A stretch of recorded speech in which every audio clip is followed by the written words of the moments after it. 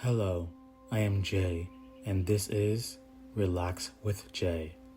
I create calming videos that allow you to relax and or drift off to sleep. If you enjoy my videos and find them helpful, please hit the like button, subscribe, and click on the notification bell. I hope you enjoy this video and may it bring you restful sleep.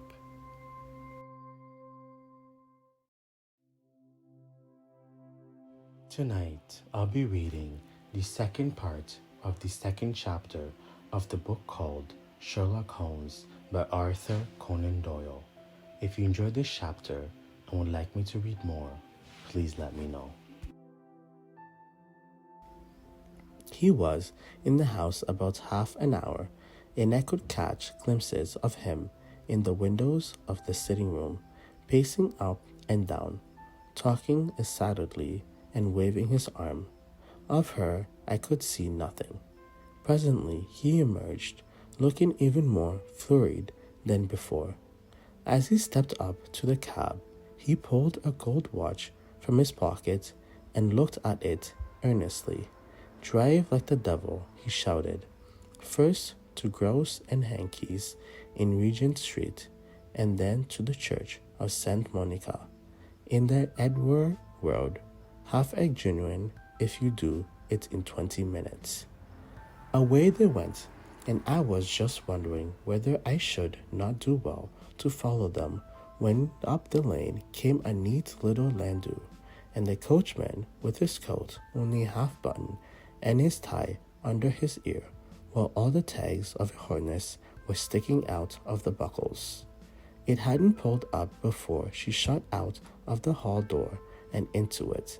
I only caught a glimpse of her at the moment, but she was a lovely woman with a face that a man might die for. "The Church of St. Monica, John," she cried, "and half a souvenir of your reach if in 20 minutes. This was quite too good to lose, Watson. I was just balancing whether I should run for it, or whether I should perch behind her landau when a cab came through the street. The driver looked twice as such a shabby fare, but I jumped in before he could object. 'The Church of St. Monica,' said I, 'and half a sovereign if you reach it in 20 minutes. It was 25 minutes to 12, and of course it was clear enough what was in the wind. My shabby drove fast. I don't think I've ever drove faster, but the others were there before us. The cab and the landau with their steaming horses were in front of the door when I arrived. I paid the man and hurried into the church. There was not a soul there gave to two whom I followed, and a surpliced chairman who seemed to be expurgating with them. There were three standing in a knot in front of the altar. I lounged up the side aisle like any other idler who has just dropped into the church. Suddenly, to my surprise, the three at the altar faced round to me, and Godfrey Norton came running as hard as he could towards me. "Thank God," he cried. "You'll do. Come, come."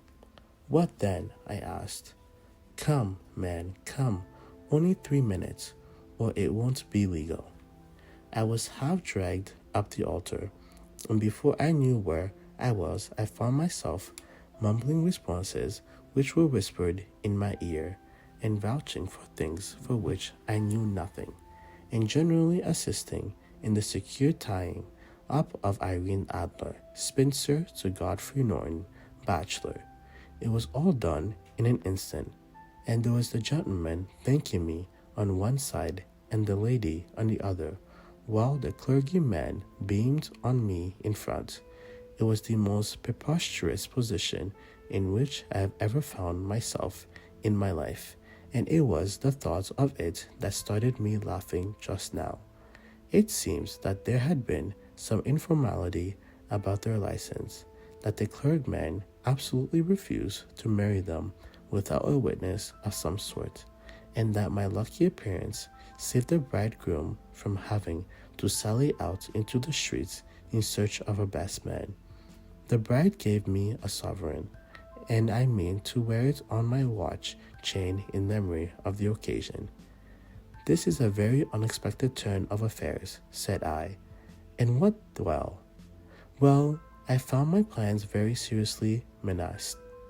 I looked at if the pair might take an immediate departure, and so necessity very prompt and energetic measures on my part. At the church door, however, they separated, he driving back to the temple and she to her own house.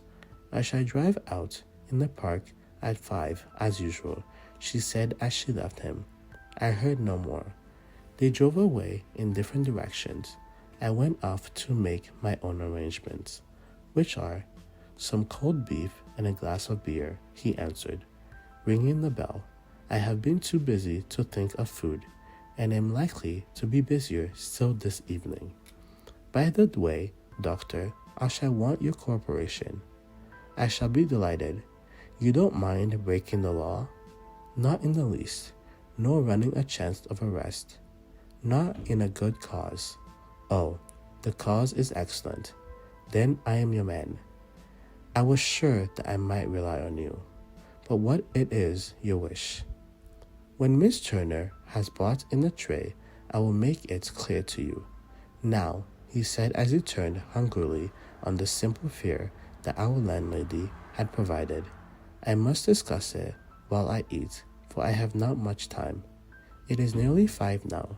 In 2 hours we must be on the scene of action. Miss Irene, or Madam, rather, returned from her drive at 7. We must be at Brion Lodge to meet her. And what then? You must leave that to me. I've already arranged what is to occur.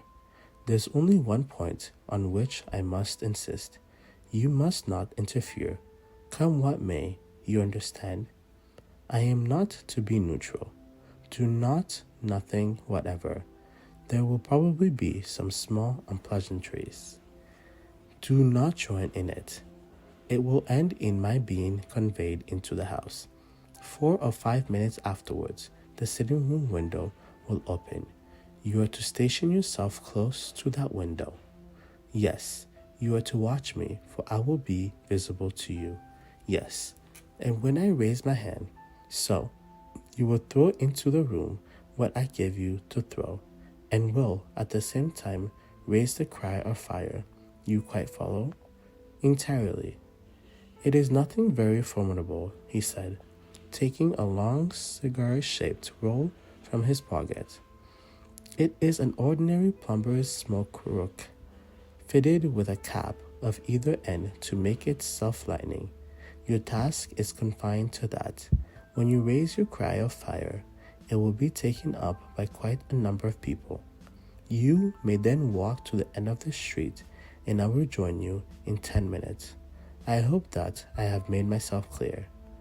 I am to maintain neutral, to get near the window, to watch you, and at the signal to throw in this object, then to raise the cry of fire, and to wait you at the corner of the street. Precisely. Then you may entirely rely on me. That is excellent. I think, perhaps, it is almost time that I prepare for the new role I have to play.